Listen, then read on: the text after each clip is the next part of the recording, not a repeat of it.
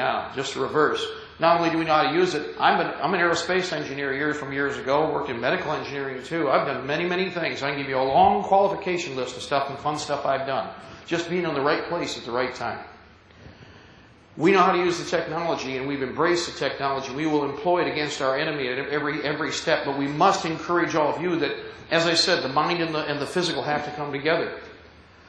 Imagine if the Davidians had been just a hair more aggressive. Every tape would have been captured by them had they been in the right frame of mind.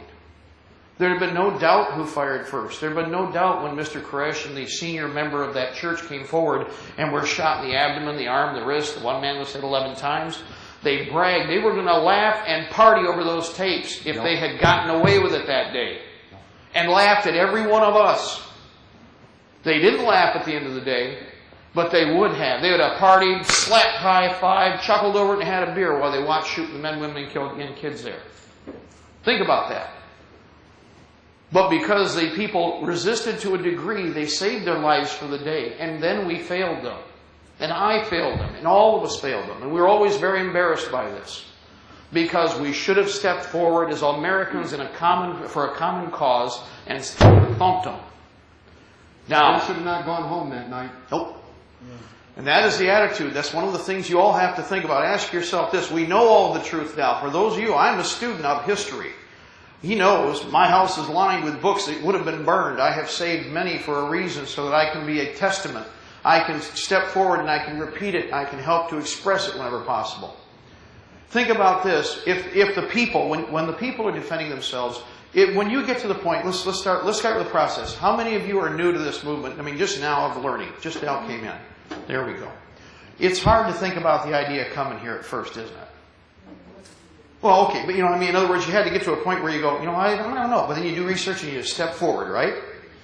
That's the first ledge. But it's easy. For a lot of people, it's hard to pull yourself up on that step. People think it's like a step, like where you walk up the steps. In each case, it takes the whole of the body to do it. Because you've got to pull yourself up to that first ledge and look around and you find that there's a whole world here that you didn't realize at first. Or you had an inkling of, because that's why you came. Because everybody has a taste. They see part of what they know is truth. And because you have that part of the truth, you decide to pull yourself up to that ledge. Well, there we are. Now we're in the knowledge base. Okay, I got to understand there's something going on. I now understand my government better, and I don't know what the government's supposed to do. Now I learned about this. The next step is, I'm going to do something physical. I got to do something physical. So I'm going to get involved in defending myself because I see that this is a threat now.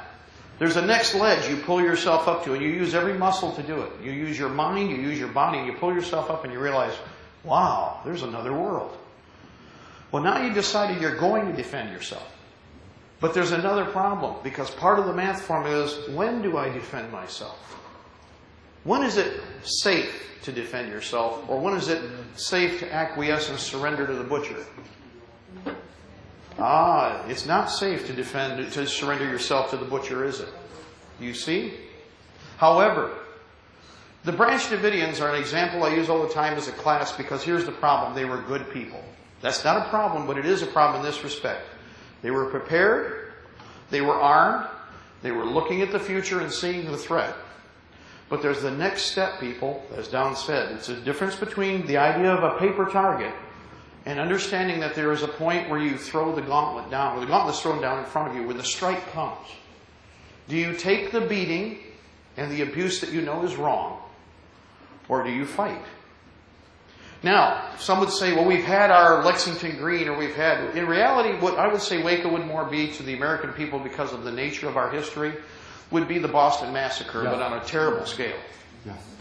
So nobody here in this room, not one of you in this room could ever tell me ever again, as of 1993, they would never do that. It's already happened. It's already done. It already took place. So don't tell me that when you see KGB Interior Police, should I shoot? There you go. Wait a minute. Oh, he's still twitching too. Is that an exaggeration? It's like, well, you know what? Like I taught my wife years ago, and I'm going to tell you, this is she was going to be here today. I used to work as a 94B intelligence analyst, 96C counterintelligence coordinator. I worked as a security manager. I actually, by accident, was involved in witness protection in a situation with an investigation with several of our bases inside the United States. They were completely compromised. Before this, I'd already shown my wife, okay, if we ever use the weapon, and somebody comes up and says, I'm going to kill Mark. Everybody drop the weapons. We're all going inside. Shoot through me now. And she goes, huh? I said, you will shoot through me now. You will shoot through me from this point forward. Yeah, try to aim for a soft spot, please. Okay? Teach your wife to shoot well. Otherwise, she gets a bigger insurance policy out of this. But the point was that the idea is that we're friendly. I know beyond a shadow of a doubt that when somebody is wanting to quietly put a gun to your head and tell you to put your weapon down, they want to kill you quietly. Now, they're doing the same thing to the American people. Just disarm and everything will be fine. Oh! See how that works? We're not going to disarm. When somebody says, and they'll do it in so many soft and mushy ways, well, we need to protect everybody. Well, we're just going to register. Okay, registration is always the preamble to confiscation, period. Look at it's an amoeba. It's an amoeba, people, that keeps coming at you in how many ways, but it's one goal. That liberty interest is protected by the physical. By the physical.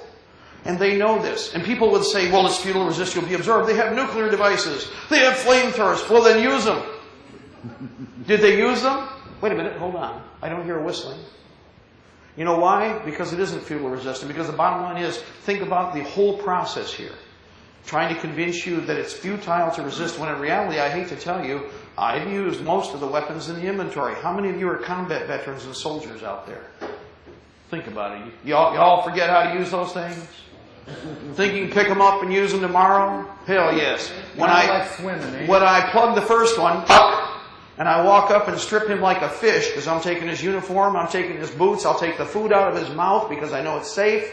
I will take the weapons out of his hands, and I'll take his underpants and t-shirt because I need cleaning rags for my rifles.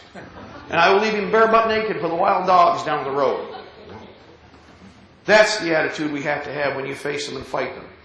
That is the problem the Davidians did not have. And I'll bring this up as one last point on the Davidians. I'm not going to dwell on this completely. For all of this, what we have left time-wise.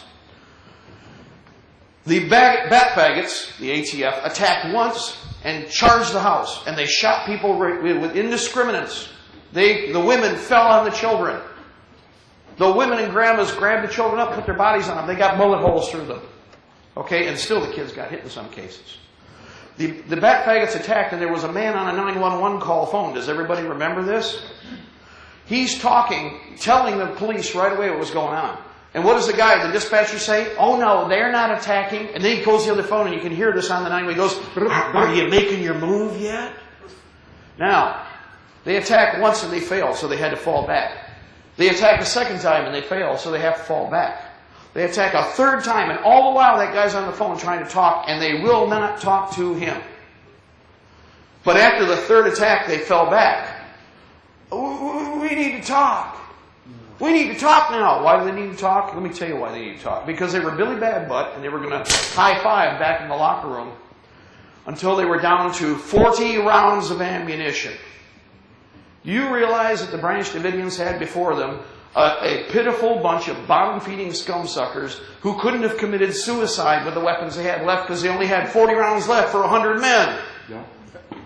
Now, soldiers, let me tell you something. What do you do when that situation takes place? You overrun and you engage and you imagine what 10 men in a defilade formation just running down the length of that column would have done. You'd have mopped them up like the cow